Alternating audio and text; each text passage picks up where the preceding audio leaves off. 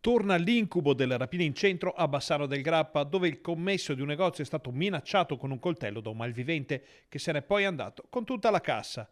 Il colpo è stato messo a segno poco dopo le 10 del mattino in via Roma, letteralmente a 2 passi dal municipio e per di più in una giornata di mercato, con il centro affollato da turisti, visitatori e dalle prime mascherine a spasso per i festeggiamenti del giovedì grasso.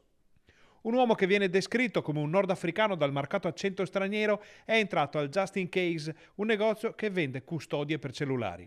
Dopo aver verificato che ci fosse solo il commesso all'interno dell'esercizio commerciale, il malvivente ha chiuso la porta alle sue spalle e ha intimato al giovane di consegnargli subito il denaro.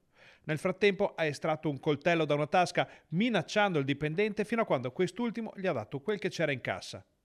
Il rapinatore si è quindi dileguato con 1.500 euro in contanti, scappando in via Roma e facendo perdere le sue tracce. Subito è stato dato l'allarme e in centro sono accorse le forze dell'ordine che hanno raccolto la testimonianza del commesso. La polizia del commissariato bassanese si sta occupando delle indagini, mentre la polizia locale cittadina ha fornito tutte le immagini potenzialmente utili delle telecamere di videosorveglianza della zona.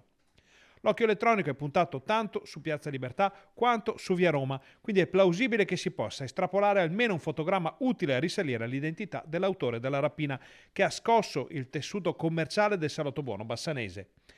E ora, dopo i vandali e dopo l'ondata di furti senza fine, la città ha davvero paura e si interroga sulla sicurezza.